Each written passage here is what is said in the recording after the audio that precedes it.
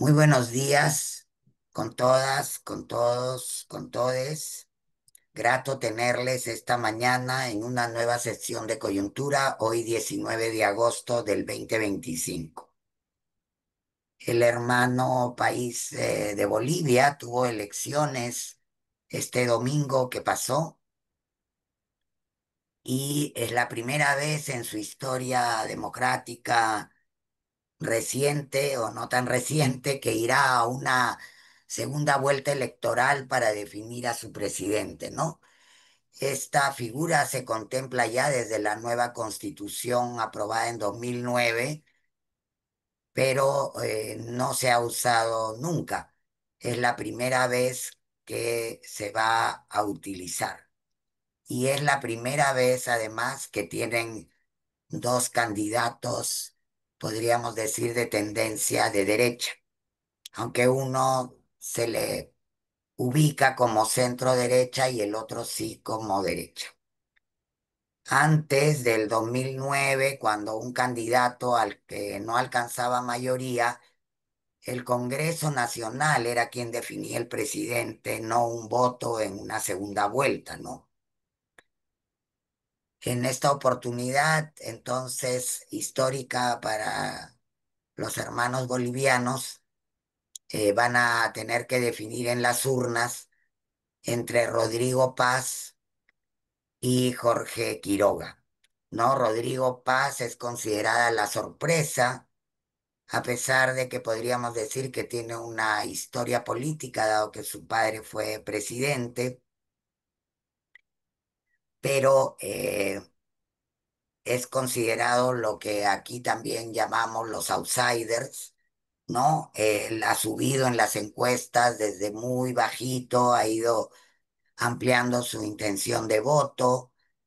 Se dice que ha conquistado electores desencantados del MAS, que ha tenido una campaña austera, más bien de cara a cara con la gente, que ha recorrido visitando territorios y también vi por ahí que se dice que el binomio que de su candidatura presidencial con Edman Lara, que abiertamente, con una presencia muy en las redes, en el TikTok, denunciando la corrupción, sería también otro de los factores que lo hubieran llevado a esta alza y que dejó muy buena impresión en el debate.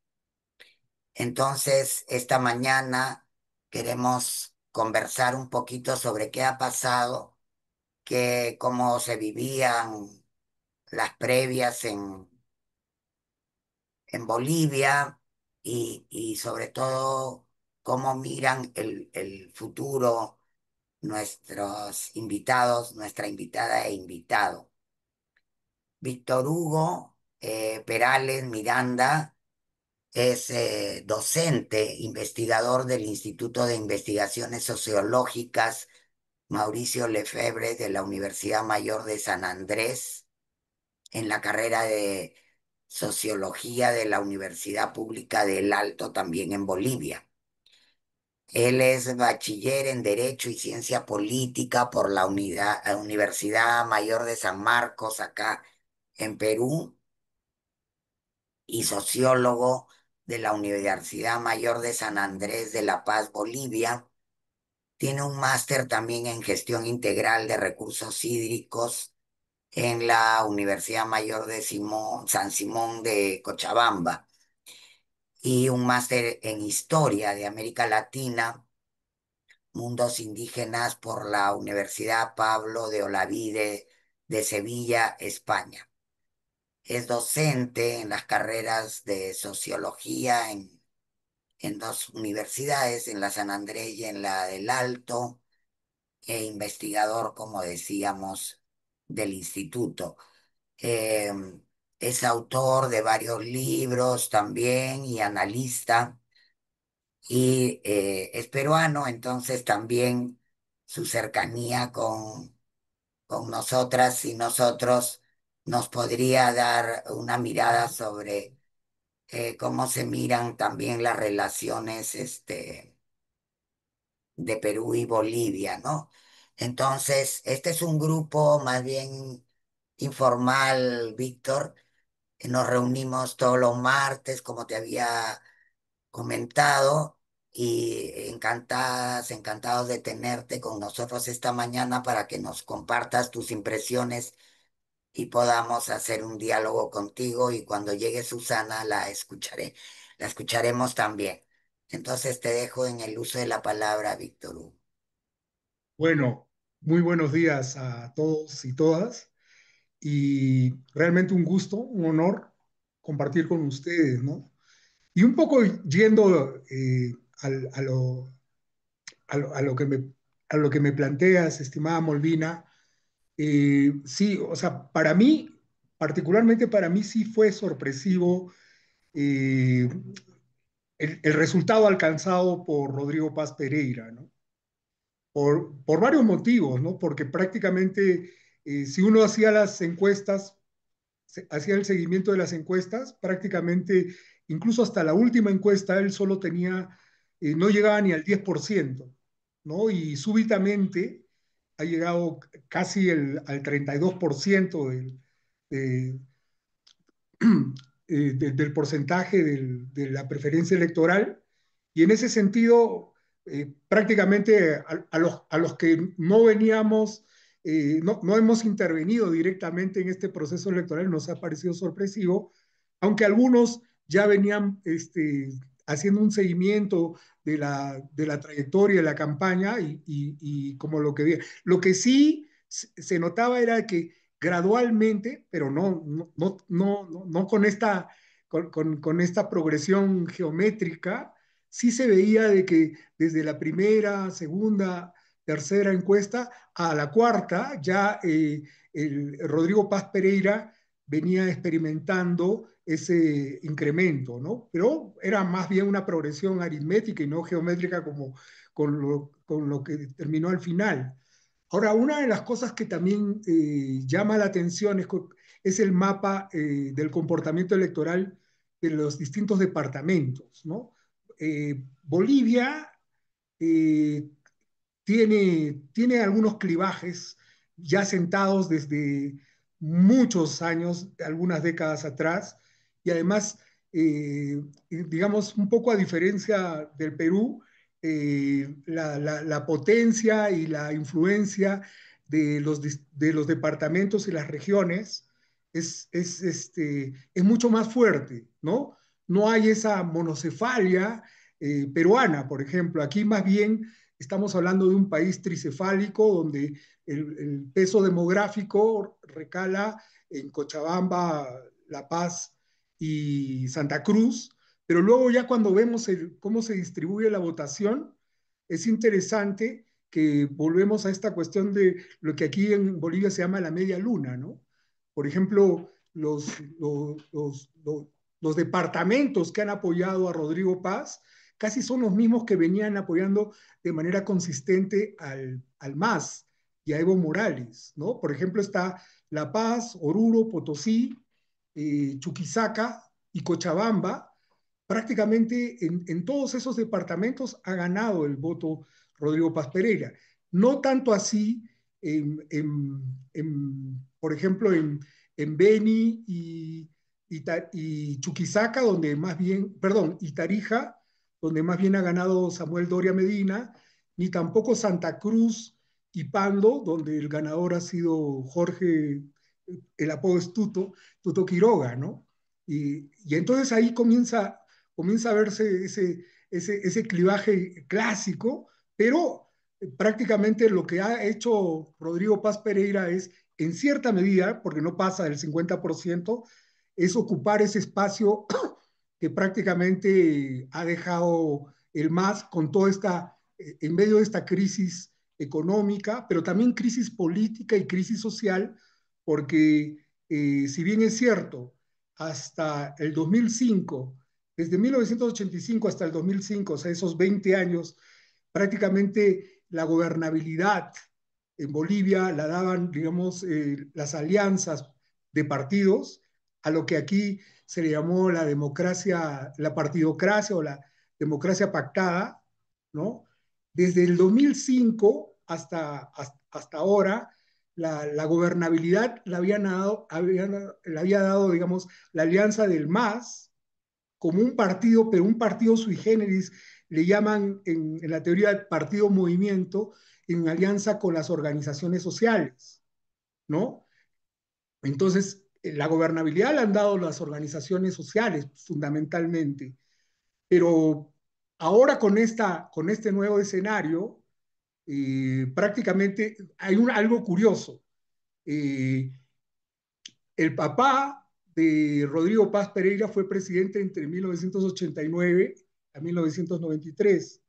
Doria Medina y Jorge Tuto Quiroga fueron ministros del papá de Rodrigo Paz Pereira en esa época, ¿no? Y eso es ampliamente curioso porque a eso se le llama el acuerdo patriótico, que fue entre ADN, que el líder era Hugo Banzer Suárez, y el MIR, que el líder siempre fue el papá de Rodrigo Paz Pereira. Le llamaban el acuerdo patriótico. Este acuerdo patriótico, que prácticamente incluso dijeron que se transitaron por un río, tuvieron que tender un puente para cruzar el río de sangre, así lo llamaron porque en la dictadura bancerista prácticamente murieron muchos militantes del MIR cuando era de izquierda, luego se fue morigerando precisamente en 1989 porque ahí empezó toda una ola de privatizaciones, ¿no? Y luego este pacto se reavivó entre el año 1997 al 2002, cuando el presidente fue Banzer, pero ya esta vez electo, y el último año lo hizo Jorge Tuto Quiroga, ¿no? O sea, estos actores prácticamente habían hecho alianza en dos periodos anteriores. Nada raro que vuelvan a hacer alianza para garantizar gobernabilidad porque los tres partidos juntos, ¿no? Hacen más del 65%, ¿no? Así gane Tuto Quiroga y así gane Paz Pereira, mi impresión es que igual van a hacer alianza y van a alcanzar más del 65% en la mayoría parlamentaria, que eso les va a garantizar probablemente hacer el desmontaje de lo que construyó, digamos, o el desmontaje estatal planteado por el MAS, ¿no? Entonces, mi impresión es, gane quien gane, probablemente terminen siendo aliados, ¿no? Obviamente que va a haber escaramuzas, pullas, para ver quién es el que gana, ¿no? Que ese es lógico, pequeñas guerras sucias, aunque hasta cierto punto morigeradas, ¿no? No, porque es probable que hagan alianza una vez que acabe y que se dirima quién va a ser el presidente, ¿no? Entonces, y bueno, pero el aditamento especial, o sea, se vuelve probablemente a esa fase boliviana llamada de la democracia pactada, pero pienso de que si la gobernabilidad esta vez va a demandar que aparte de ese tipo de alianzas, es muy probable que también se establezcan unas alianzas con las organizaciones sociales, porque la cosa, entonces va a ser un cuadro mucho más complejo, ¿no? ¿No? Y por el tema de la crisis económica, crisis política, ¿no? Porque prácticamente ha sucumbido lo único que podíamos llamar partido, ¿no? Lo demás son, aquí le llaman taxi partidos, en Perú, según tengo entendido, le llaman partidos vientres de alquiler, ¿no? Y estos partidos prestan sigla y bueno, pueden postular gente, no importa si es de centro, derecha, izquierda, ¿no? Entonces, más o menos así es como se va pintando el escenario a mi modesto entender. Y luego también algo que me llama la atención es que se cumple ese dicho que ya Zabaleta Mercado lo decía un sociólogo boliviano de los más reconocidos, que hablaba de que en Bolivia los ciclos políticos son ciclos cortos y duran entre 20 a 25 años, ¿no? Prácticamente se ha cumplido, ¿no? O sea, el, el, el ciclo del MAS ha ido de 20 años en el poder, y si le sumamos los 5 años de entre el 2000 al 2005, donde fue la emergencia de las organizaciones sociales, políticamente como que ha estado muy en boga desde 25 años, ¿no? Eso es lo que más o menos podría decir Molina.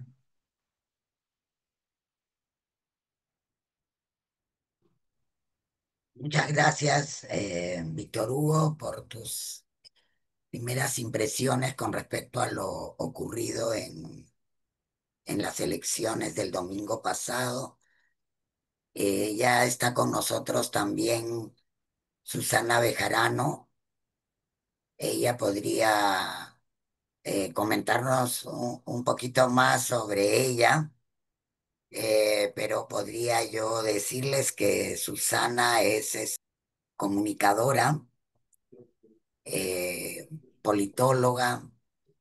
Ella es analista política, consultora también en comunicación, comunicación política, incidencia, trabaja temas de género, y ella participó como hace algunos años como estudiante del diplomado que tenemos nosotros con el Instituto de Altos Estudios Internacionales de Ginebra.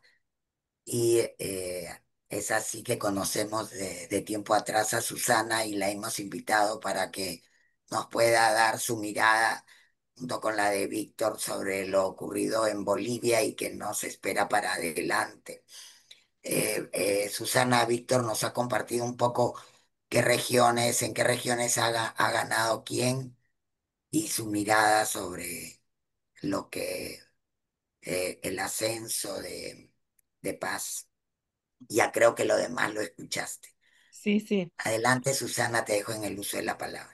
Bueno, buenos días, Molvina. Muchísimas gracias por la invitación. Qué gusto volver a estar con ustedes, con Desco. Ha sido realmente una experiencia maravillosa en mi vida y siempre la valoro mucho. Hola, Víctor Hugo, te he escuchado, comparto muchos criterios contigo de lo que has señalado, ¿no? Sobre todo en el tema del cierre de ciclos, ¿no? Yo creo que estamos hoy día en Bolivia ante un cierre de un ciclo que parecía que no se iba a cerrar, ¿no? Parecía que daba más de sí, pero definitivamente creo que el domingo los resultados de las elecciones han sido una bofetada enorme a la izquierda boliviana, ¿no? Porque el bloque popular, que ha sido de lo que se ha compuesto la izquierda boliviana, o digamos lo que ha las demandas que ha ido históricamente representando, hoy han votado por una opción que no es precisamente aquella que se percibe como representativa, como representante del bloque popular, ¿no es cierto? Rodrigo Paz viene de una élite blanca criolla, por decirlo de alguna manera, ¿no? Es un representante de la élite boliviana, aunque él, digamos, pueda marcar un discurso, que si tú quieres, de socialdemócrata, ¿no? Cuando uno lee el programa de gobierno que ellos están presentando, no es un programa precisamente socialdemócrata, es un programa más bien que se parece más a aquellas recetas neoliberales, muy parecidas a las de los 90, con algunos componentes diferenciadores, si ustedes quieren, pero que está ahí y que pone un candidato a vicepresidente, ¿no? Ante la emergencia del hecho de que su primer candidato le había dejado por irse con Samuel Doria Medina, ¿no es cierto? A un policía o ex policía más bien, eh, que denuncia un hecho de corrupción dentro de la institución a la que él pertenecía y luego a él se le denuncia, ¿no? O sea, por denunciar, si ustedes quieren, ¿no? Entonces se vuelve una estrella de TikTok, ¿no? Y su palabra empieza a volverse, de alguna manera, un ejercicio de, de hacer denuncias de la vida cotidiana de la gente, ¿no? Estaba en la esquina y el policía me ha cobrado 5 pesos por pararme mal, entonces la corrupción ya es lacerante o estoy parado haciendo hasta las cosas más grandes, ¿no? Entonces, de alguna manera, este señor que ha hecho con el TikTok una herramienta política, de crecimiento de la figura política, ¿no es cierto?, histriónico, pero al mismo tiempo me pongo del lado de la gente porque yo soy como la gente, y, ¿no?, etcétera, logró, digamos, crecer, crecer y crecer y lograr, digamos, ¿cómo te puedo decir? Una presencia en las redes sociales, sobre todo en aquellas redes sociales, digamos, donde participan los jóvenes. Hoy el TikTok se ha vuelto la red social más importante en Bolivia, con miles de seguidores y además contando la vida pública y haciendo estos lives que a los chicos les encanta y qué sé yo. Bueno, se vuelve una estrella, ¿no? Se vuelve una estrella porque además moralmente, ¿no? Es decir, tenía la autoridad moral para condenar absolutamente todo. Entonces es el perfil perfecto del outsider, no sale de una élite, está en contra de la casta política, ¿no? Denuncia permanente y sistemáticamente, se parece, digamos, en las demandas a la gente, aunque él no se reclame de origen indígena, más bien una clase media ascendente, pero no identificada con lo indígena, que en Bolivia es importante, ¿sí? Entonces, este es el binomio que gana, ¿no es cierto? Para asombro de todos, y yo creo que como para darle una bofetada, ya te digo, a la izquierda y digamos, pero también al sistema político, ¿sí? Porque el sistema político en estas elecciones habíamos creído, no sé si con eso coincides, Víctor Hugo, de que el clivaje central para las elecciones era la economía, porque hoy día Bolivia está en una crisis económica, es decir, hacemos cola para la gasolina, hacemos cola para, no sé, ciertos productos, de pronto desaparece el arroz, de pronto el aceite está duplicado en precio, hay una inflación desbordante, no hay dólares, ¿no? Por lo tanto, los productos de importación se han subido al doble, incluso al triple del precio, porque hay una inestabilidad en el precio del dólar, entonces los importadores toman sus resguardos y los resguardos atacan directamente al bolsillo de la gente y toda esta cuestión, ¿no? Entonces, el ciclo de la izquierda, si tú quieres, el ciclo del movimiento popular está, digamos, con este final, si tú quieres, ¿no? El final después de una gran bonanza, tener una crisis muy, muy marcada, ¿no? Entonces, creo que todos los candidatos y el concierto electoral apuntaba, ¿no?, a que el clivaje era la economía. Entonces, aquel que podía, digamos, darle soluciones a la economía rápidas, sensatas, ¿no es cierto? Iba a ser aquel que gane las elecciones. De hecho, los dos que puntuaron mejor sistemáticamente en las encuestas y que parecía que se iban al balotaje y que parecían que eran la fuerza política que se iba a imponer, era precisamente el empresario Samuel Doria Medina, ¿no es cierto?, que tenía un programa de soluciones y que iba hablando sobre economía, viene hablando sobre economía y las soluciones del Estado hace más o menos un año atrás en todo el país, ¿no? Una campaña larguísima. Y luego Tuto Quiroga, que había sido presidente, que ha sido presidente antes, que él sí se cuela en la segunda vuelta, ¿no? También con un programa económico, ¿no? Aunque él sí con directrices un poco más políticas. El resultado de la elección nos ha dicho algo, que el clivaje no fue la economía, el clivaje es la renovación, el clivaje es el cambio. La gente lo que estaba buscando en realidad, a pesar de una situación económica muy complicada, ¿no?, privilegió el cambio, ¿no? El cambio, incluso dándole la confianza a dos personajes políticos que digamos, pocos credenciales, si tú quieres, nos han presentado de que nos vayan a resolver la crisis económica mañana, ¿no? O sea, si te hablo expresamente del capitán Lara, que fue la figura que finalmente logró que la votación se incline a favor de Paz y de manera masiva, ¿no es cierto? Yo creo que Lara no tiene ningún credencial que pueda decir que mañana el señor se instala y recupera la economía inmediatamente, ¿no? Pero sí, en cambio, ¿qué se puede decir de este binomio? Que es el binomio del cambio, que es el binomio que está jubilando, si tú quieres, ¿no?, a toda esa clase política de derecha, pero también jubilando, ¿no es cierto?, a la clase política de la izquierda. La candidatura de Andrónico Rodríguez, yo he sido candidata a primera senadora por la paz en la candidatura de Andrónico Rodríguez, ¿no es cierto? Nosotros, que aunque somos la renovación de ese bloque popular, ¿no?, aunque Andrónico es la renovación de ese bloque popular, no pudo representar esa renovación porque de alguna manera la sociedad boliviana todavía le ata a Andrónico Rodríguez a Evo Morales, que ha sido su peor detractor, ha sido, digamos, quien peleó, digamos, más duro en campaña en contra de Andrónico Rodríguez fue Evo Morales. Pero en el imaginario de la sociedad, ¿no es cierto? El cordón entre Andrónico Rodríguez y Evo Morales no se rompía. Entonces, de alguna manera, ¿no? La elección de estos dos personajes que de alguna manera nos quitan votos dentro del bloque popular, lo que luego va a complicar las cosas que ya les explico, ¿no es cierto? De alguna manera la gente está diciendo, ya no quiero más Evo, ¿no? Ya no quiero más esa pelea intestina que de pronto tuvo la izquierda, ¿no es cierto? O el bloque popular, no quiero más de eso, ¿no? No me importa cuántos personajes y cuán nuevos sean ahí adentro y cuánta pelea hay, ya no prescindo de eso, ¿no?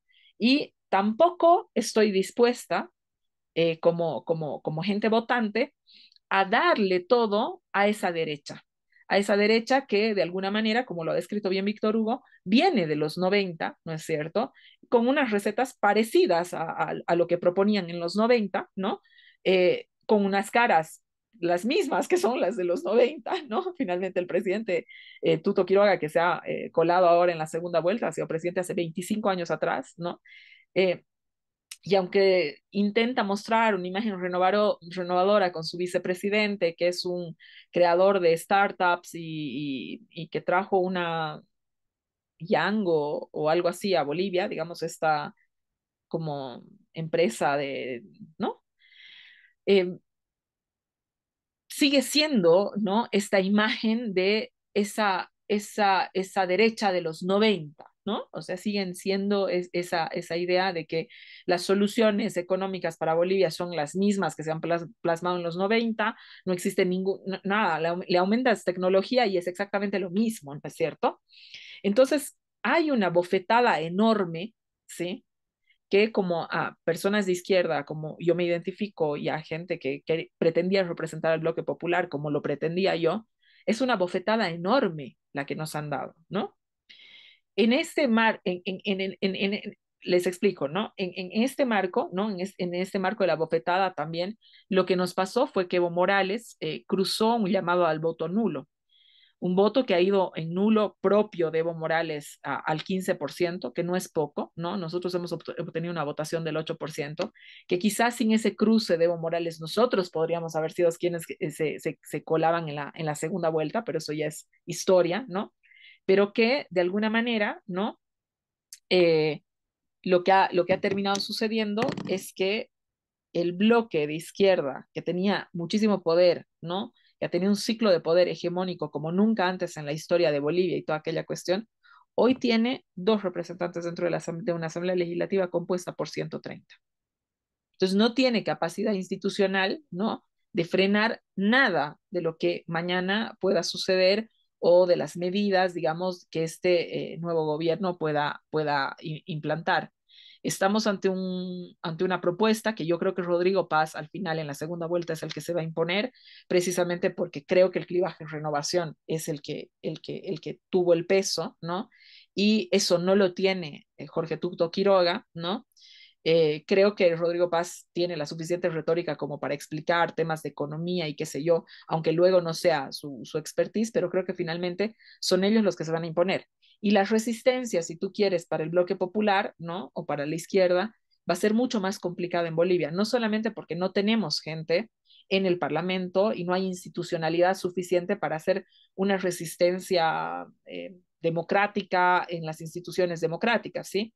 Sino porque además esa resistencia que planteaba Evo Morales de hacer una resistencia en calle ante cualquier medida y que en 2 años ese gobierno se cae y yo vuelvo en andas, ¿no es cierto? Se complica más porque es el bloque popular que anteriormente votaba por el movimiento al socialismo, que estaba encumbrado por Evo Morales, ¿no es cierto? Y era el voto que nosotros esperábamos que venga hacia nosotros, que le ha votado a ese populismo de derecha. Entonces es mucho más complicado pensar que podríamos hacer una resistencia en calle porque aquellos miembros que deberían venir a la calle con nosotros han elegido a Lara, ¿no? Entonces, creo que estamos ante un escenario nuevo, ¿no? Bien complicado en Bolivia, pero también con una elección muy fuerte para aquellos miembros de la izquierda y miembros de los que pretendíamos representar el bloque popular. Creo que es un momento de reflexión, un momento de reflexión donde hay un tema clave que señalar, ¿no? La, cuál es o sea, no solamente qué es lo que la sociedad esperaba, ¿no? Sino entender muy bien cuál es el tipo de sociedad que ahora tiene Bolivia. Después de ese gran ascenso social de mucha gente que hubo en esta curva exitosísima en el gobierno de Evo Morales, creo que existe una nueva sociedad, ¿no? Que nosotros de pronto hemos utilizado retóricas también, y eso nos volvía parte del pasado, de defender aquello que se ha conseguido con el gobierno de Evo, porque han sido derechos de la gente y qué sé yo, y evitar que la derecha entre y que quite, ¿no? Porque el programa neoliberal y qué sé yo. Pero también, digamos, habían otros elementos de esta nueva, de esa nueva sociedad más clase medianizada de Bolivia, que quizás no hemos leído lo suficiente y que quizás Lara sí en su populismo de derecha representaba muy bien, porque él hacía unos TikToks, él era, es en algún momento cuando lo sacaron de la policía por esta denuncia que hizo, salió de la institucionalidad policial y se puso a vender ropa usada, ¿no?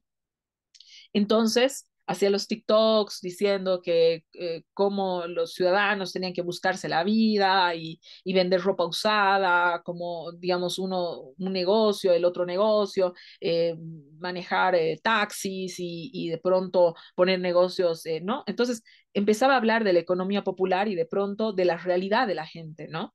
Que ya pasaba un poco de decir, bueno, la necesidad de inclusión, que yo creo que son variables que no deben salir nunca del discurso, pero que quizás la gente nos está avisando que ya pasaba un poco de eso y en realidad lo que necesitaba es más atención a una vida cotidiana de cómo preservarse y cómo mantenerse en esa clase media en los que los habías insertado, cómo el Estado avanza en eso, ¿no? Nosotros no pudimos comunicarle a la gente los créditos blandos y toda aquella cuestión, ¿no? Es decir, quizás la gente entendió que esta nueva propuesta avanzaba, digamos, en sostener esa nueva sociedad de clase medianizada boliviana, ¿no? Entonces, súper fuerte lo que ha pasado en Bolivia. No sé si entramos a un nuevo ciclo, no sé si entramos ya a la colita del cierre del ciclo, eso todavía no lo puedo leer, quizás no lo puedo leer porque estoy al medio, ¿no es cierto? Porque estaba al medio de la candidatura. No sé si Víctor Hugo nos ayuda en eso, pero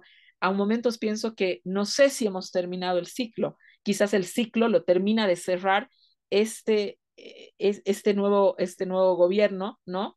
Y empezamos a pensar ya en una sociedad económicamente y socialmente hablando distinta en otro momento, pero eh, eso no lo puedo terminar de dilucidar, quizás porque estoy, digamos, dentro de una fuerza política ahorita, ¿no?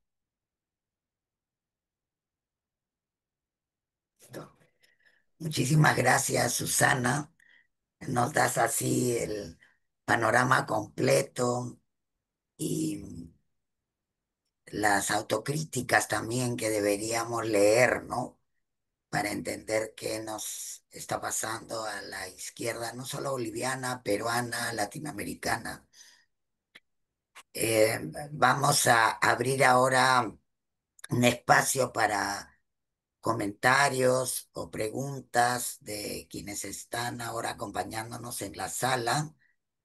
También, Víctor Hugo, si algo se te quedó en el tintero y quieres comentarlo ahora, también puede ser. Ya. Estás con el micro apagado, Víctor. Perfecto. Sí, simplemente en el tintero se me ha quedado algo que tú que lo planteaste, Molvina, que es el tema del vínculo con el Perú, de todo esto. Yo le encuentro algunos entronques interesantes. Justo yo les hablaba a ustedes del periodo de las privatizaciones que fueron entre el 89 y 93, ¿no?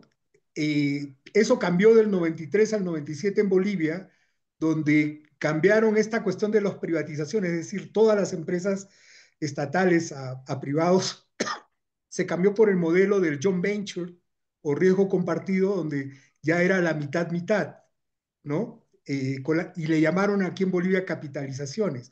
Pero a ver, ¿cuál es el vínculo con el Perú de las privatizaciones? Es que prácticamente se vendió Pila Andina, que es empresa de leche, se privatizó y se la vendieron al grupo Gloria, a Vito Rodríguez, ¿no? Vito Rodríguez tiene muchísimo peso, ¿ya? Y además, algunos años, muchos años después, Doria Medina, que en esa privatización también tenía Soboce, prácticamente Soboce, que es la empresa cementera, la Sociedad Boliviana de Cemento, práctica, después de una gimnasia económica, prácticamente le vende la empresa de cemento a Vito Rodríguez, ¿no? Del Grupo Gloria. Entonces, los capitales peruanos de estas 12 familias de las que hablaba Pancho Durán, prácticamente están aquí presentes. Igualmente, el caso de el BCP, el Banco de Crédito de Perú, tiene una presencia fortísima, muy importante aquí, ¿no? Y además, el Grupo Romero también maneja, con su sociedad de oleaginosas, maneja IASA, que es aceite fino aquí, en Bolivia. Entonces, hay una presencia muy fuerte de capitales peruanos y bueno, es prácticamente el plan de Vito Rodríguez, que prácticamente ha agarrado Soprole también en Chile y ha agarrado, y eso, esa historia ya la conocen ustedes, ¿no? Pero en el capítulo boliviano, tanto el grupo de Vito Rodríguez como el grupo Romero es, están muy fuertes y precisamente yo conecto este ingreso de estos, de estos grupos que eran parte de las 12 familias más ricas del Perú, justamente con ese periodo del 89 a 93 en el que participaron tanto el papá de Rodrigo Paz Pereira como ministros también Samuel Doria Medina y, y Jorge Tuto Quiroga, ¿no? Eso básicamente para que no se escape esta cuestión que es un matiz que quería anotarlo, nada más. Gracias. Entonces, ahora sí, compañeras, compañeros, pueden pedir la palabra levantando la mano, abriendo su micro. Pilar. Sí, antes que nada, muchas gracias por las exposiciones. Yo tengo dos preguntitas. La primera es el factor Evo Morales en la destrucción del MAS, ¿no? Y la segunda es la interpretación que tienen ustedes de por qué se ha terminado con la crisis económica. En un artículo, Hildebrand en sus 13, Pedro Franque señala que el grave error fue este, redistribuir sin generar nuevas fuentes de ingreso para el Estado, ¿no? Y que eso, o sea, sin coger sin aumentar la tributación, el modelo era insostenible. Pero me gustaría saber desde adentro para ustedes cuál ha sido el factor que hizo que un proyecto, el del MAS, que comenzó bien y generó mucha redistribución y como Susana ha dicho, generó una clase medianizada, media nueva en Bolivia, ha terminado en este fracaso estrepitoso. Gracias. A Gracias, ver, Pilar. Adelante, entonces, Susi. bueno, a ver, Pilar, has hecho una pregunta sumamente interesante porque creo que es muy difícil afuera, ¿no? Para el público de fuera explicarles qué ha pasado con ese enorme movimiento popular, digamos, ¿no? Un movimiento que durante 20 años ganaba las elecciones con 60%, 65, 55, 48, ¿no? Entonces, ¿y qué ha pasado con eso? ¿Cómo en 5 años de un 55% pasas a un 3%? ¿Sí? Y con una candidatura terciarizada con Andrónico Rodríguez que tiene solo un 8%. Incluso una convocatoria nulo de Evo Morales que tiene un 15%. Si tú sumas todo eso, no llegamos al porcentaje de votos que obtuvo el segundo. Ya no hablarte del primero, el segundo, ¿no? Entonces, ¿qué ha pasado? ¿No? Entonces yo creo que ahí lo que ha sucedido primero es un desgaste natural y luego eh, un Evo Morales que no podía contra el deseo de volver a la presidencia, un Luis Arce que olvidó que él sí venía bajo el tutelaje de Evo Morales sin ningún tipo de liderazgo y construcción de liderazgo propio, ¿no es cierto? Que es Evo Morales que lo coloca ahí para poder tener control sobre el nuevo gobierno. Entonces Luis Arce, digamos, se deshace o intenta salir de este intento de control de Evo Morales en una idea errada de su propio liderazgo y en una construcción además de liderazgo muy pobre, si tú quieres, ¿no? O sea, no era una persona que empezó a reproducir el poder y construir bases y construir toda aquella cuestión que se puede hacer, ¿no es cierto? Sino utilizar la justicia y las herramientas del Estado para ir en contra de la otra fuerza, digamos, de la otra fuerza política, que en este caso era Evo Morales, ¿no? Evo Morales, yo creo que su mayor contribución a la destrucción del movimiento al socialismo y de afectar así al bloque popular es su incapacidad de dejar el deseo por el poder. Lo digo así. Es decir, Evo Morales cree que es el mandado a ser él el presidente y nadie más que él. Y Luis Arce, ¿no? Utilizó lo peor de las herramientas estatales, ¿no es cierto?, para deshacerse de Evo Morales. Inició todo un proceso de lawfare en contra de Evo Morales. Esto no es falso, ¿no? Ahora, evidentemente se cruza también con el tema de que Evo Morales tiene una denuncia de estupro que recién luego, donde él nunca ha contestado, donde se supone que embarazaba a una chiquita de 15 años cuando él era presidente. Eso en su imagen personal también le hirió mucho, también en Bolivia, no solamente internacionalmente, sino también en Bolivia, ¿no? Pero amén de este proceso, ¿no? Que creo que sobre el que deberían dar el propio Evo Morales dar alguna respuesta, ¿no? Hacer un ADN y parar con toda aquella cuestión, ¿no? Eh, es verdad que Luis Arce inició, y esto lo sabemos a confesión del ex ministro de Justicia, Iván Lima, el ministro de Arce, inició todo un proceso de un operativo de intervención en el Poder Judicial para lograr que Evo Morales no candidatee en el 2025 a las elecciones que han pasado el día de ayer, el día de antes de ayer, ¿no es cierto? Entonces, ¿por qué sucede esto? También, ¿no? Porque el movimiento al socialismo como estructura política no tiene herramientas democráticas para salir de esto, ¿sí? Cuando tú tenías un Evo Morales que vuelve de Argentina después del golpe de Estado con el deseo de ser presidente, ¿no? Y tú tienes un Luis Arce que mm, le calentó la silla, le gustó un poco el tema este, o además también una aceptación, porque en Bolivia somos caudillistas y el presidente siempre es el presidente, ¿no es cierto? Entonces tenía una aceptación política grande y además que Luis Arce ya empezaba a representar, si tú quieres, esta idea de renovación, ¿sí? Esta idea de renovación desde el bloque popular, la necesidad de la idea de renovación, que luego no se pone el chaleco de la renovación porque sus prácticas políticas son exactamente las mismas de las que había renegado la población a la salida del gobierno de Evo Morales, ¿sí? De hecho, se potencian, es decir, la utilización de la justicia para perseguir enemigos, fundamentalmente para ejercer cosas en contra de Evo Morales, era como algo que la población en general, ¿no? Rechazaba. Ahora, hay un antivismo que, digamos, que se alegra de que Luis Arce haya logrado que Evo Morales no participe, pero que en el fondo no le gusta la utilización de la justicia en términos políticos, ¿no? ¿Qué pasó? Pasó que no había ningún mecanismo democrático ni ninguna voluntad democrática de dirimir esto en una interna política, si tú quieres, ¿no? De llamar unas elecciones primarias y de decir, bueno, ¿quién va a ser el candidato Luis Arce? ¿Va a ser el candidato Evo Morales? ¿O va a ser el candidato Andrónico Rodríguez, que ya venía, digamos, perfilando embrionariamente, si tú quieres, pero perfilando ser la salida a esta crisis política que decantó en lo que decantó, ¿no?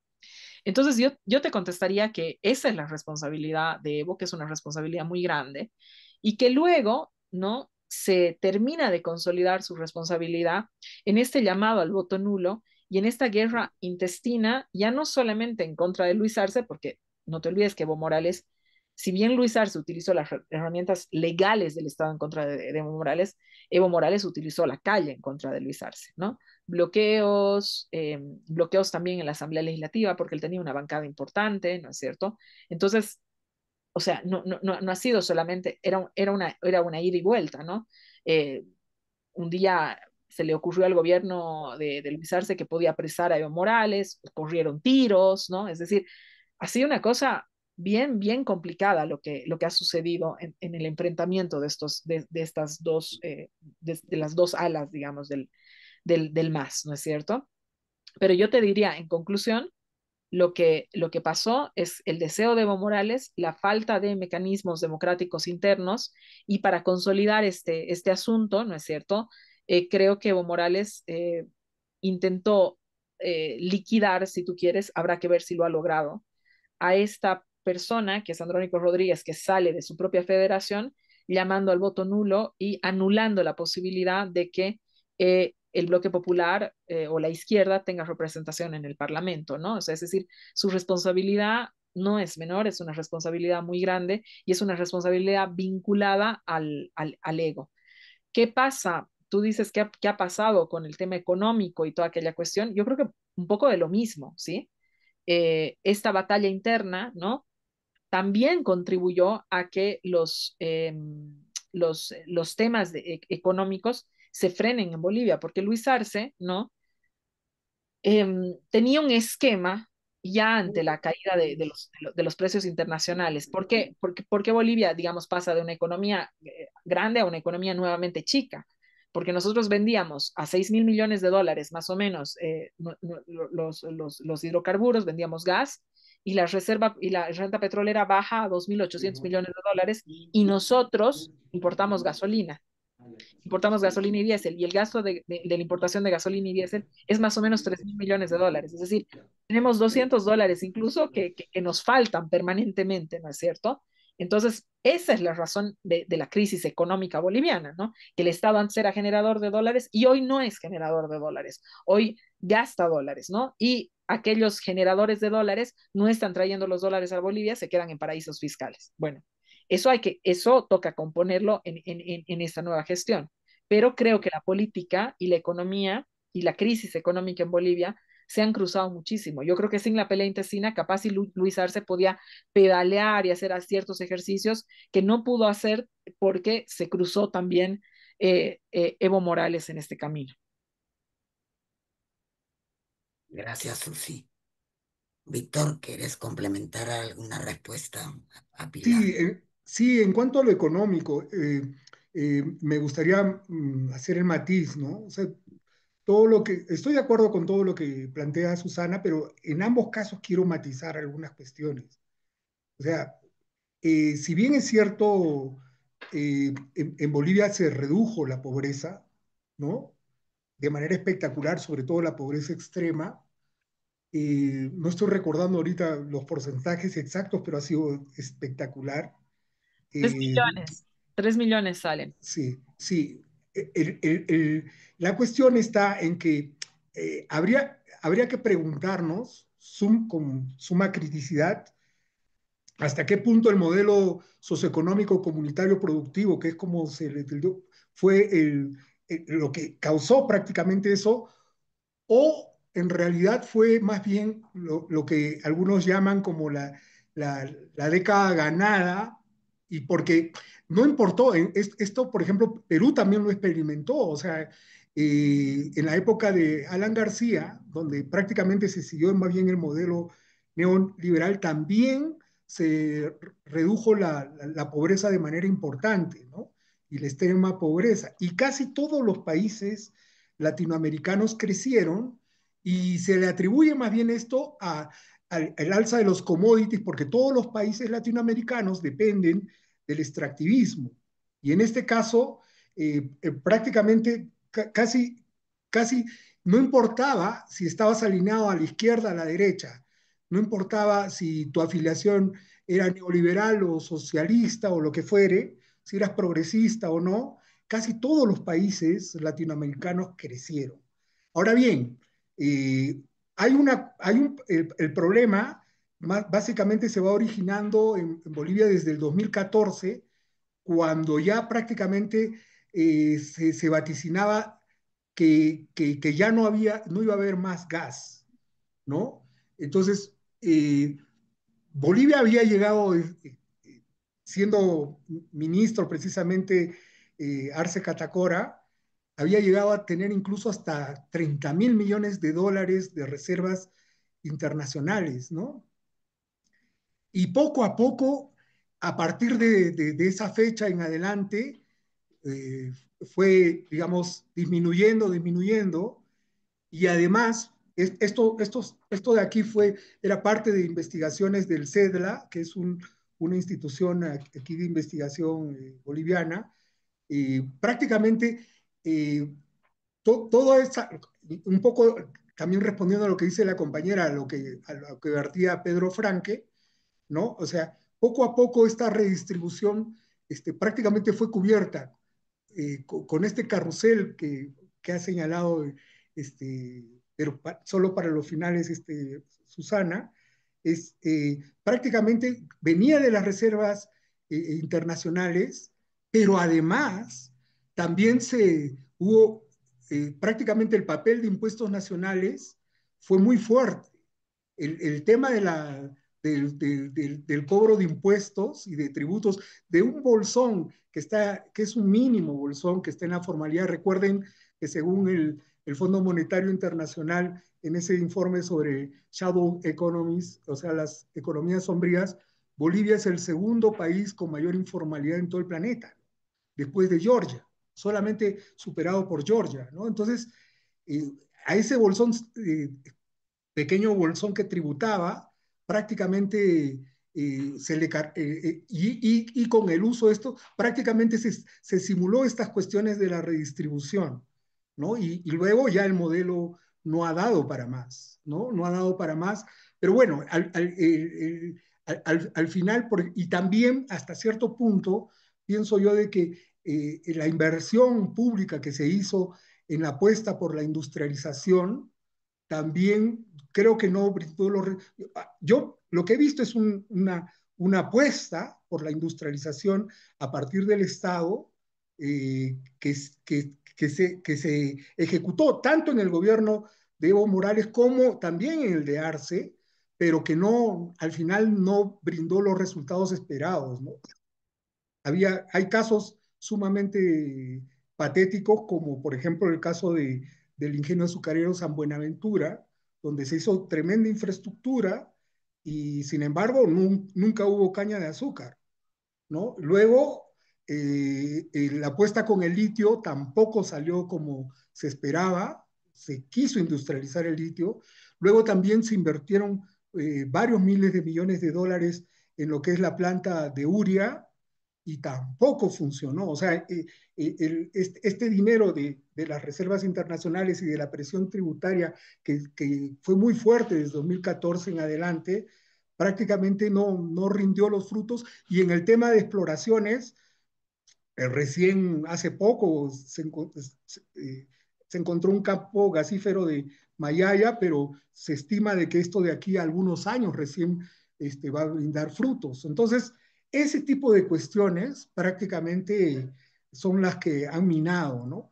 Y un poco también para matizar, vuelvo a repetir, estoy de acuerdo solamente estoy matizando algunas cosas que no las tocó Susana, ¿no? Y en el tema de lo político, yo también matizaría algunas cuestiones, que es, más allá de esas pugnas por los liderazgos dentro del MAS, yo también veo de que la, la alianza, la alianza entre el MAS y las organizaciones sociales fue cambiando. Por ejemplo, me parece que el primer momento, que va del 2006 al 2009, yo podría decir de que fue el momento más cercano a lo que, otra vez citándolo a Zabaleta, era lo más parecido a lo que Zabaleta llamaba como el poder dual. Es decir, había un partido de gobierno, pero que cogobernaba con organizaciones sociales. Esta alianza con organizaciones sociales se ha ido diluyendo, ¿ya? Poco a poco. Y la manera cómo se ha ido diluyendo es a través de tener un socio, un aliado en las organizaciones sociales, que fue impresionante realmente, porque yo creo que ningún partido, ningún país latinoamericano ha tenido este tipo de alianzas con las organizaciones sociales. Ninguno, sinceramente. Y peor todavía, el MAS tuvo la capacidad de aliar, digamos, a organizaciones sociales que por definición estaban contrapuestas. Por ejemplo, uno puede hablar en abstracto de cocaleros, pero los cocaleros de Sud Yungas con los de North Yungas tienen históricas desavenencias. Los cocaleros de los Yungas en bloque con los cocaleros del Chapare también. Sin embargo, ese primer momento logró, digamos, aliarlos. Los cooperativistas mineros con los mineros del estado de Comibol también, digamos, tienen históricas desavenencias, pero lograron ser parte y aliados en este primer momento. Luego, poco a poco se fue, digamos, fisurando toda esta alianza. eh, las rencillas han explotado cada vez más. En el caso del movimiento campesino, por ejemplo, se crearon como organizaciones paralelas, ya sea en la CSUCB, que es la Confederación Sindical Única de Trabajadores Campesinos de Bolivia, o ya sea en el CONAMAC, que era el Consejo Nacional de Marcas y Ayos del Collasuyo. También hubo un cierto paralelismo, en algún momento también se intentó con la COP, pero luego no, la COP, la Central Obrera Boliviana, que Bolivia tiene una historia riquísima en lo que es monosindicalismo, a diferencia del resto de países como el Perú, que tiene como 4 o 5 centrales de trabajadores, aquí solamente es monolítica, históricamente monolítica, ¿no? Entonces, todo este tipo de cosas han afectado. Y al final, esa alianza, ese aliado, pasó de ser aliado a ser más bien por momentos un cliente. Se tejieron como relaciones más clientelares que ser, digamos, tener una organicidad, una alianza. Eso se ha visto, es lo que al menos yo lo he percibido y en el 2019 también explica la caída de Evo Morales, ¿no? O sea, y incluso la gente sale a las calles posterior a la caída de Evo Morales. O sea, en algún momento nadie se atrevió a salir, las organizaciones no le respaldaron. Entonces, esta es mi lectura, ¿no? Gracias, Susana Víctor, por estas ampliaciones y que nos permiten ir entendiendo a quienes no hayamos estado muy cerca de todo lo que sucede en Bolivia, ir complementando y comparando también con lo que pasa en el Perú. Armando, Sí, gracias, Molvina. Agradeciendo las muy buenas presentaciones y explicaciones por parte de Víctor Hugo y de Susana, ¿no? Surgen muchas preguntas, pero no, para no acaparar, digamos, la discusión, me voy a limitar a dos. Una es, ¿qué similitudes ustedes podrían establecer entre los resultados en Bolivia y lo que muchas veces se ha dado en las últimas décadas en el Perú con el fenómeno de los outsiders? Es decir, aquel candidato que un mes antes nadie conoce y que gana, de repente comienza a crecer y que gana, pero que la gente sigue sin conocerlo. En otras palabras, votan, ¿no? Por una imagen o por una supuesta propuesta o por lo que creen que es esa propuesta, pero que en realidad ahí no hay una lectura clara de quién es ese candidato, qué es lo que realmente va a hacer y en realidad se vota más por una suerte de antivoto, como en los 90 sucedió con Fujimori, ¿no? Que fue un voto contra Vargas Llosa, o en el 2021, ¿no? Con Castillo, que también fue un voto también, en este caso, contra Keiko Fujimori. Entonces, algo así se puede decir que ha sido el caso de Rodrigo Paz o quizá de Samuel Doria como outsiders que de repente llegan, pero que en realidad la gente votó por ellos, pero nadie tiene claro qué es lo que va a hacer y que tranquilamente en el gobierno podrían terminar haciendo todo lo contrario de lo que de la plataforma electoral con la que supuestamente llegaron. Esa es la primera pregunta. Y la segunda, bien cortita para Víctor Hugo, tú has mencionado el tema del litio. Quizás si me pudieras dar alguna información adicional en el sentido de se le fue el tren del litio a Bolivia, es decir, ya perdió demasiado terreno y esa ola ya pasó y Chile y Argentina tomaron demasiada ventaja y otros desarrollos en otros países, o todavía tú ves de que puede haber alguna chance a futuro de desarrollar algo sobre el litio en Bolivia. Gracias. gracias Armando. Vamos con Eduardo Bayón. Gracias, Molvina. Gracias por las dos presentaciones. Pero yo tengo dos o tres preguntas, reflexiones, ¿no es cierto? Y buscando ser cuidadosos para no hacer comparaciones que eventualmente no son exactas para cómo entendemos las cosas acá en el país. Lo primero tiene que ver con esta idea de los outsiders que señalaba Armando. Difícil imaginarse como outsider a Paz, no solo por su condición de hijo de Jaime Paz y la larga historia y los distintos significados de Paz en Bolivia, sino porque el señor ha sido alcalde en Tarija y senador. Entonces, es un outsider extraño, parte de alguna manera del sistema político. Y a partir, digamos, de esa constatación, una pregunta curiosa. eh, Señalaban de alguna manera en relación a la candidatura, a los candidatos de la vieja élite blanca, así fue precisado, a Quiroga y Doria. Pero Paz también es parte de esa vieja élite. Paz decía, Este, Paz lo decía, Paz es parte de esa élite. sí, ya, o sea, Paz, Quiroga y Doria son parte de esa élite y son parte de la vieja clase política. Correcto. Es decir, Quiroga ha sido presidente y es uno de los hombres de la derecha boliviana, que casi cuando estaba en la universidad oía mentar, ¿no es cierto? Y Doria ha sido candidato varias veces y es un empresario muy visible en Bolivia desde la época, si no antes de Goni Sánchez de Lozada. Entonces, ah, frente a ese tema, la pregunta que me parece clave es, a ver, desde afuera, una de las particularidades más valoradas del gobierno de Evo Morales en relación a otros, digamos, progresismos o, digamos, esta oleada de gobiernos del siglo XXI hasta el 2010, 2011, una de las particularidades que destacaba era, de alguna manera, su vinculación con la dimensión étnica en Bolivia, ¿no es cierto? Y es, digamos, más o menos claro que el resultado de hoy día, desde ese tipo de explicación, sería bueno que ofrezca alguna interpretación de qué pasa con eso. Y la segunda cuestión y la segunda pregunta, ¿no es cierto? También visto desde afuera y visto los primeros análisis que han circulado, incluyendo uno de Álvaro García Linera, que ubica, digamos, como parte de la tragedia y de las responsabilidades, el declive absoluto de Evo Morales, digamos, y la incapacidad de avanzar en una política económica en donde era obvio que la lógica redistributiva no bastaba.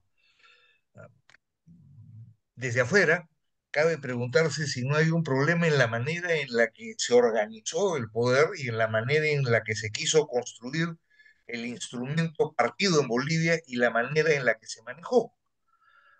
Y en tres de esas cosas, Álvaro García Linera es sin ninguna duda un padre fundador.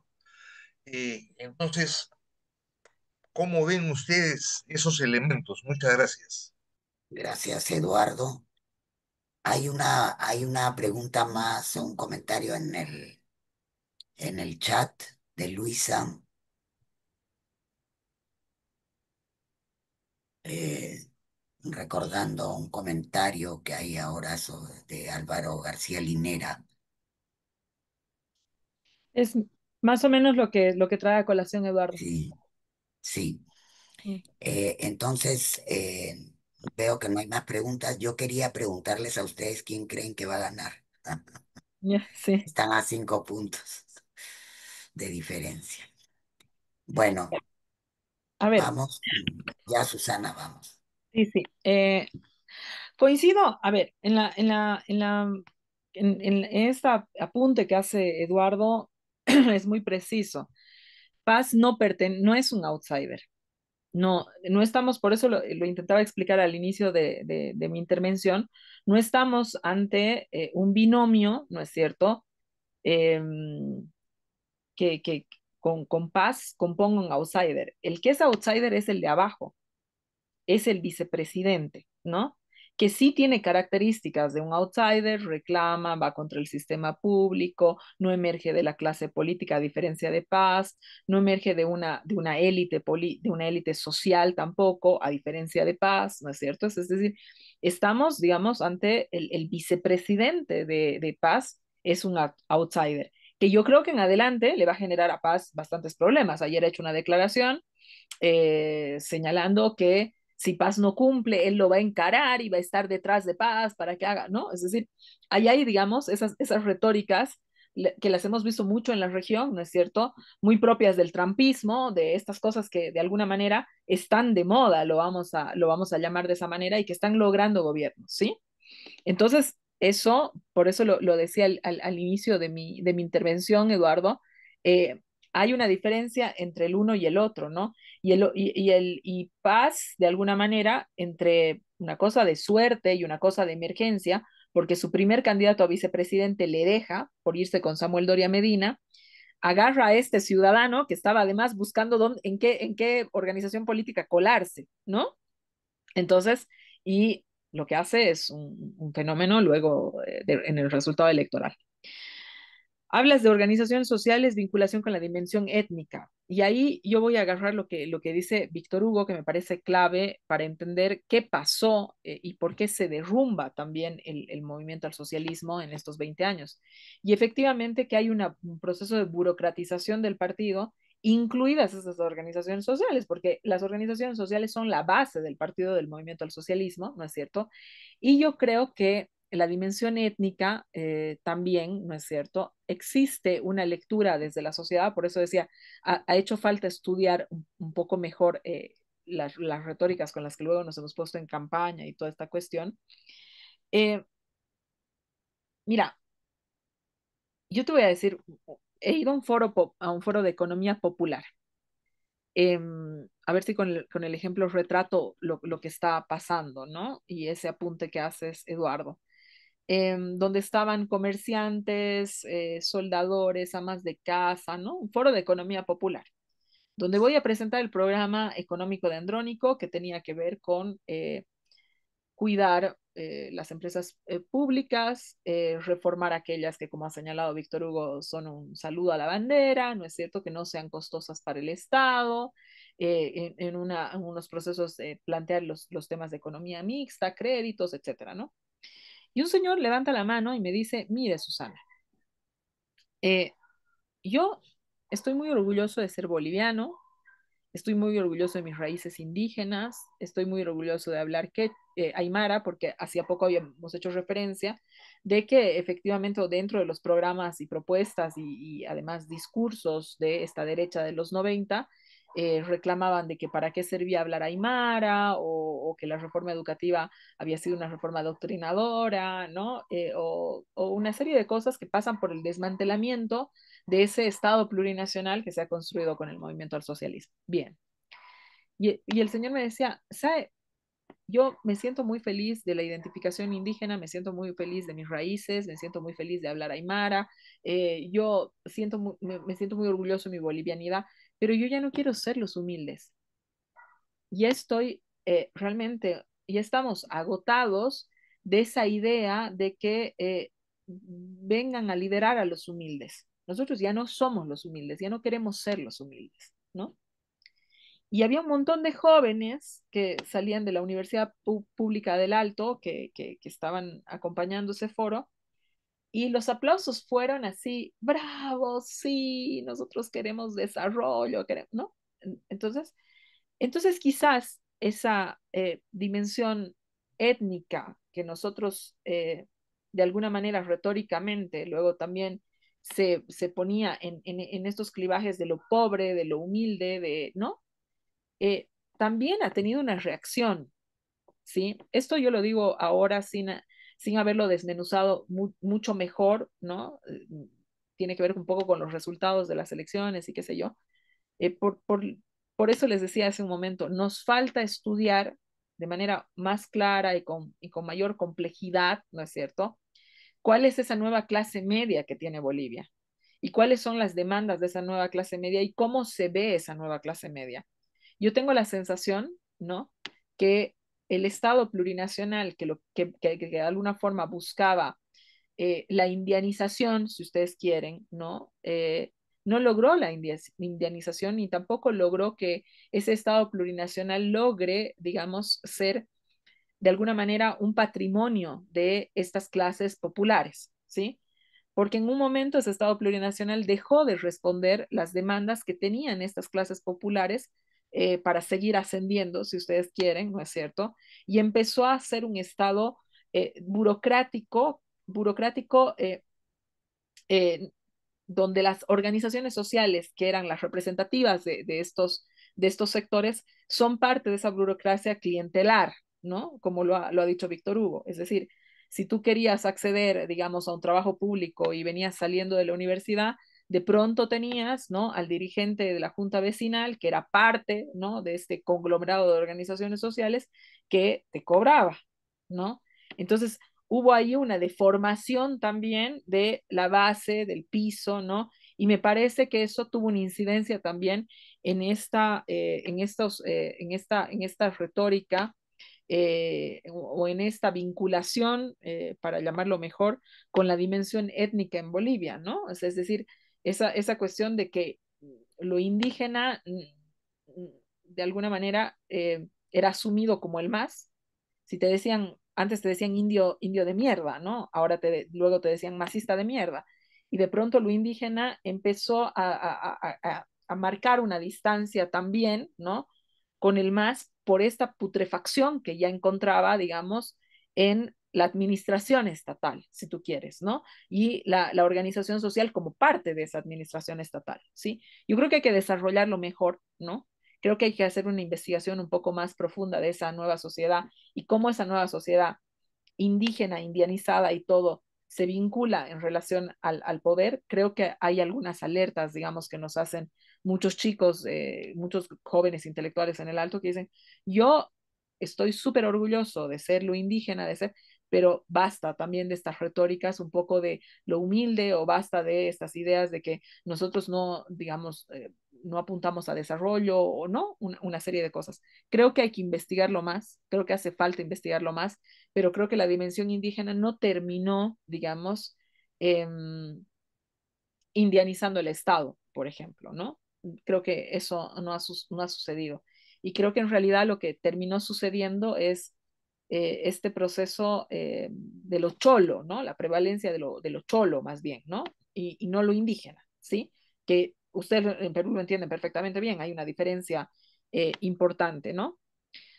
A la pregunta de Molvina, ¿quién gana? Yo creo que gana Rodrigo Paz. Yo creo que gana Rodrigo Paz precisamente por la sorpresa que ha significado su victoria en estas últimas elecciones. Además, esa sorpresa, ¿no?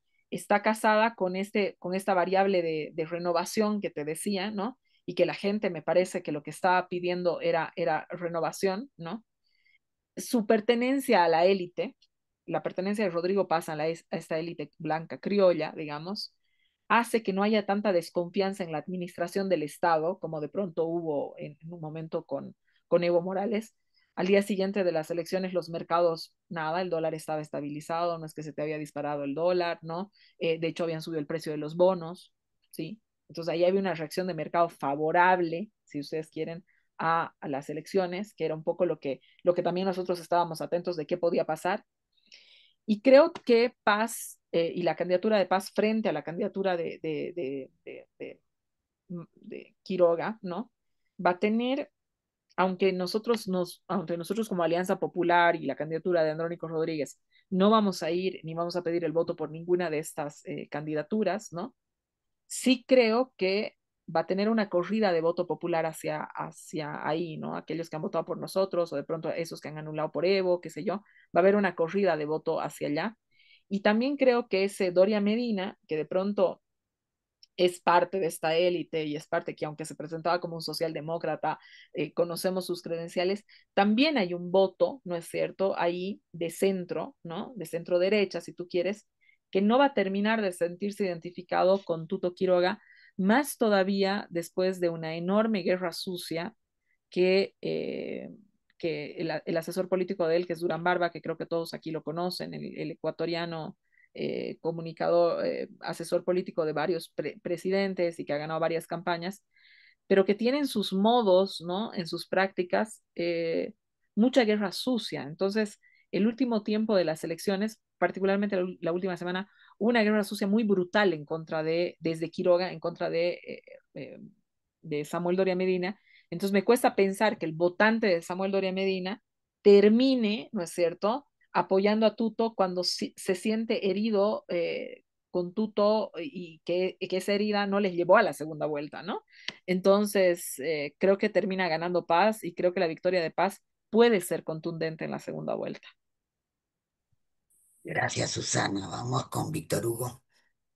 Sí, respecto a esta cuestión de los outsiders, yo siento que históricamente Bolivia no apuesta por desconocidos, es más conservadora, en eso es histórico, ¿no? O sea, por ejemplo, aquí algún Milei, yo lo dudo. De hecho, una cuestión súper interesante, revisando los distintos programas de gobierno, yo creo que esta cuestión de que van a privatizar y que van a hacer políticas de shock está más bien en la narrativa y que han construido probablemente los jefes de campaña a estos partidos de derecha, porque cuando uno revisa los planes de gobierno de Tuto Quiroga, de Samuel Doria Medina, para nada hablan de privatizaciones, para nada, ¿no? Y hablan de cerrar las empresas que no son viables, pero se cuidan de eso y también se cuidan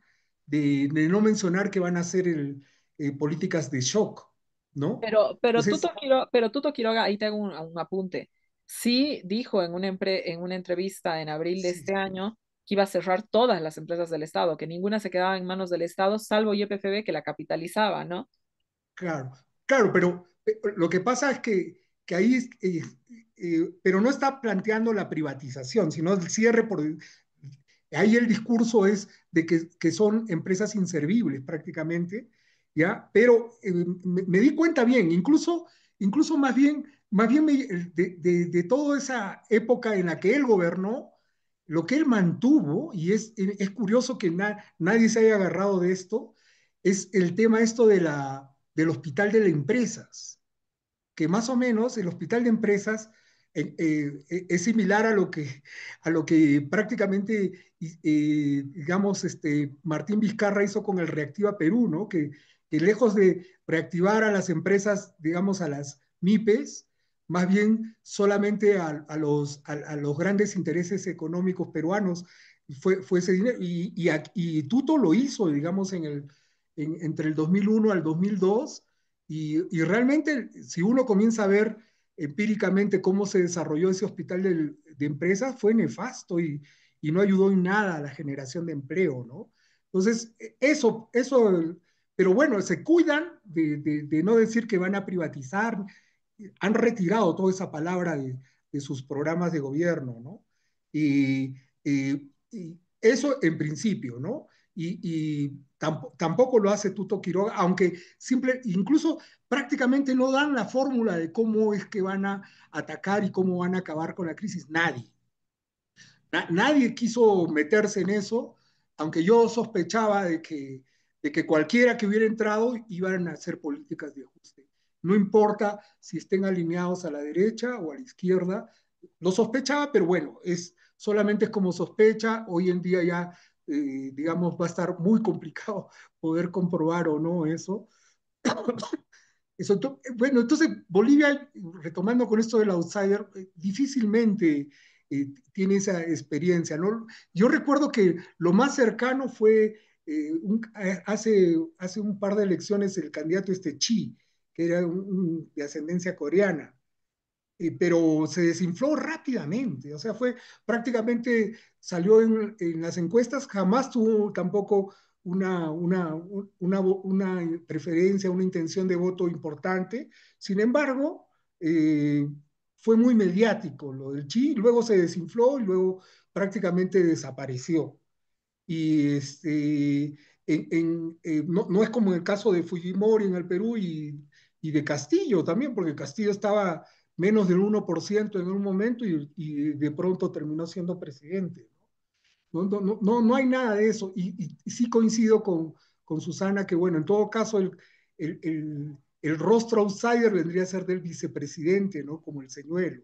Ahora bien, dentro de estos tres candidatos es interesante matizar también, porque, por ejemplo, en algún momento, Tuto Quiroga fue parte del directorio del Banco Mercantil, que hoy en día ya está fusionado con el Mercantil Santa Cruz. Ahí estamos ya hablando de los grandes intereses económicos bolivianos. Eh, Doria Medina manejó Soboce, luego la ha vendido, como decíamos, al grupo Rodríguez, al grupo Gloria, pero digamos, se ha quedado con hoteles, los Tajivos, la construcción de estas torres, las Green Towers, ¿no? Tremendos edificios, Burger King, pero se deshizo, digamos, de esta empresa de cemento, ¿no? Pero en el caso de Paz, su mismo tío, que vendría a ser Víctor Paz Estensoro, que fue, digamos, el líder de la revolución del 52, uno de los principales líderes, prácticamente, como diría Silvia Rivera, son como en ese entonces eran los parientes pobres de la oligarquía, ¿no? O sea, eran como los sobrinos de los terratenientes, pero que bueno, cayeron en desgracia económica y se dedicaron a la política. Y el papá se dedicaba a la política. Obviamente, Rodrigo Paz tiene 20 años agarrando cargos, porque ya en el 2002 ya era, tiene más de 20 años, de hecho.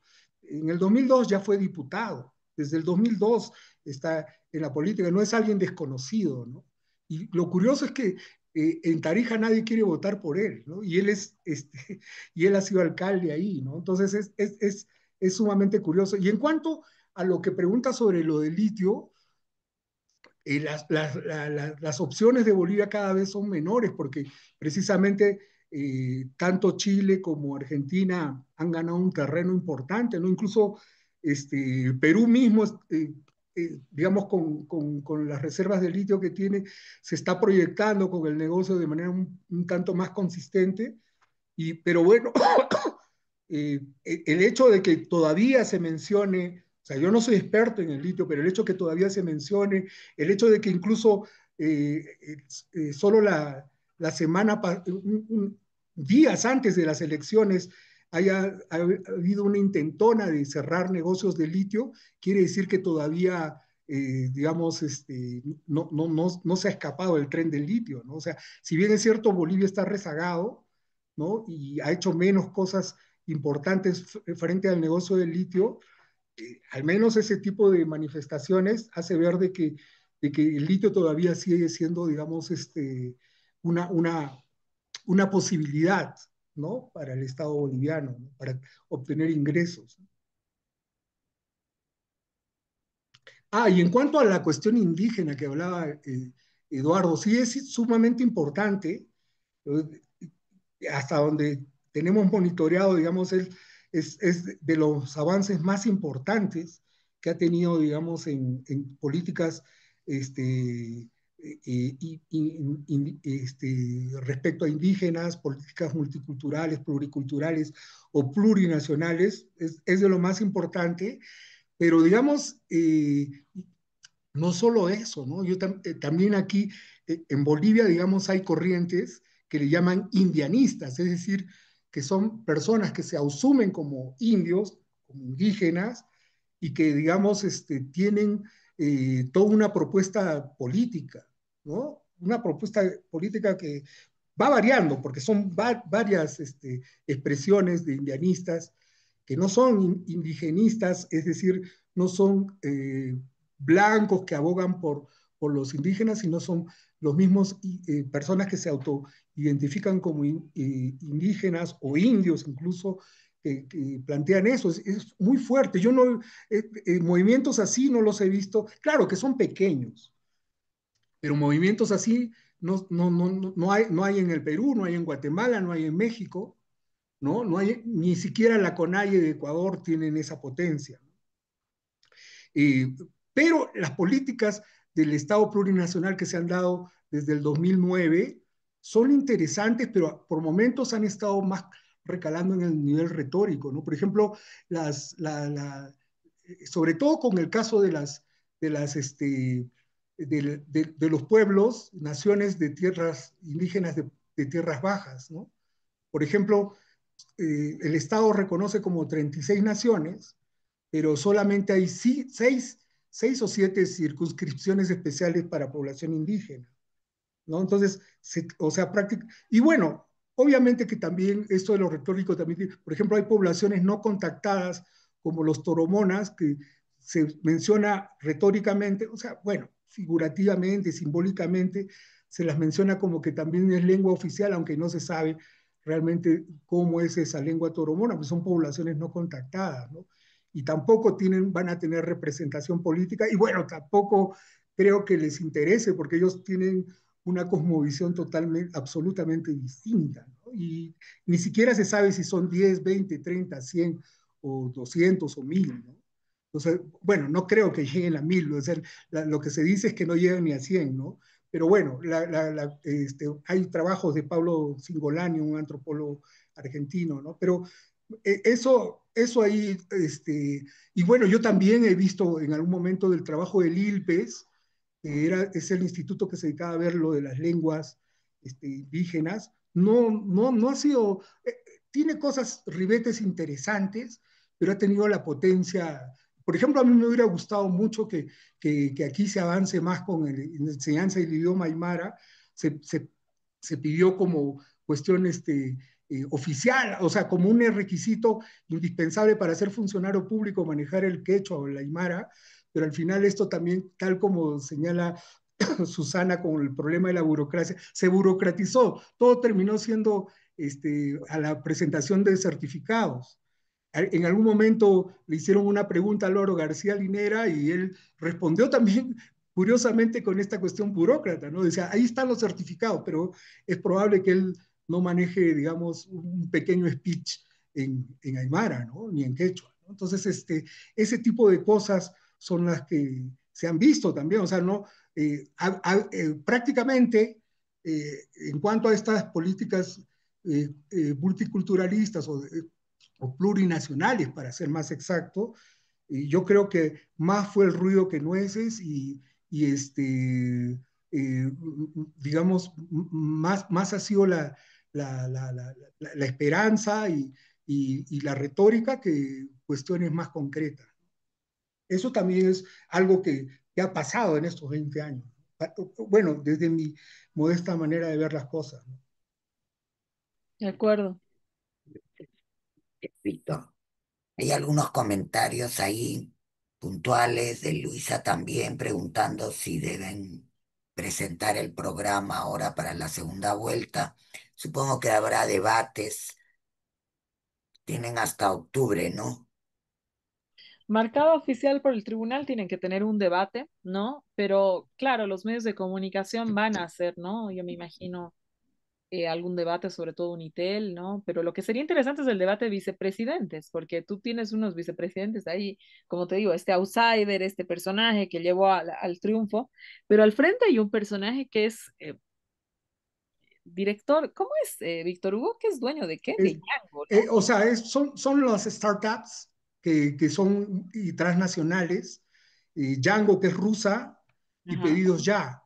Y Pero, él maneja los dos, que prácticamente después de la pandemia, prácticamente aquí en Bolivia han arrasado todo el delivery con Pedidos Ya y el tema del Django, tener que más o menos el Django, al menos en La Paz, se impone más que Uber, es lo que llaman algunos como sociólogos como la uberización que ya se está dando también en Bolivia, ¿no? Y Juan Pablo Velasco prácticamente está con eso. Y bueno, y también hablando un poco de Juan Pablo Velasco, estaba un poco asociado a estos intereses financieros del Banco Fácil que cayó también hace poco, ¿no? Su padre al menos estaba en eso. Entonces, pero bueno, pero efectivamente tiene más o menos tiene un perfil más de TikToker o los que usan esa plataforma, la app Kik, algo así, y tiene más cercanía para hablar con los jóvenes que andan en redes, pero eso está por ahí también, porque digamos, así como hay, puede haber esto los JP lovers, también puede haber los JP haters también, porque eso es lo que genera también las redes. Sí, sí, sí, y es no precisamente muy iluminado con temas de Estado, ¿no? Y digamos que es una persona que te va a dirigir la Asamblea Legislativa, cómo generas también, ¿no? La propuesta suya es que se transparente el voto, que pinches un botón y que puedas votar, no sé, cosas así que un poco, claro, están distanciadas de la función de un vicepresidente, ¿no? Entonces, pero así ha estado, ¿no? Así ha estado la elección de candidatos, así ha estado como un poco que la idea esta de clavar renovación, entonces alguien que sea muy exitoso con empresas, un chico muy rico además, ¿no? Porque es un joven rico de la élite cruceña, vinculado a intereses, eso, financieros, los verdaderos intereses, ¿no? Económicos en el país, ¿no? Pero yo creo que sí, van a haber debates y vamos a tener mucha tela que cortar y van a ser unos meses intensos, ¿no? Y disculpa, yo también pienso que la pregunta de quién piensas que va a ganar, eh, yo también coincido con que Rodrigo Paz, pero por una sencilla razón. Yo creo que él tiene más musculatura, más espalda, más cintura en todo caso para negociar con organizaciones sociales por esa narrativa que le ha construido, lo ubica en la derecha. Quizás sea más narrativa que cierto, que lo ubica más al centro que Tuto Quiroga. Y eso va a ser importante para garantizar la gobernabilidad de las calles, ¿no? O sea, Totalmente. porque si bien es cierto, no hay representación y tampoco va a haber un apalancamiento dentro de la Asamblea Legislativa Plurinacional, pero también es histórico, digamos, estas cuestiones de los movimientos. Una, una ingobernabilidad desde las calles puede hacer caer gobiernos. Aquí eso ya se ha visto, ¿no?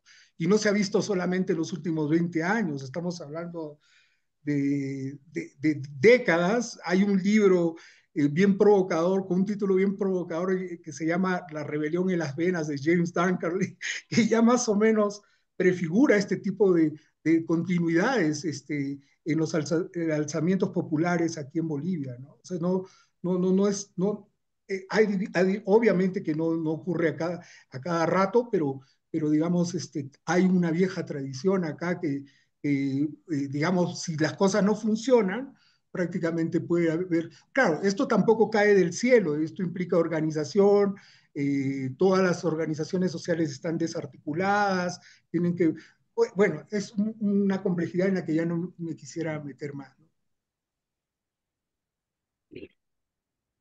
Bueno, no les queremos robar ya también más tiempo. Muchísimas gracias, Susana, Víctor Hugo, por acompañarnos esta mañana, por adentrarnos en la realidad de Bolivia.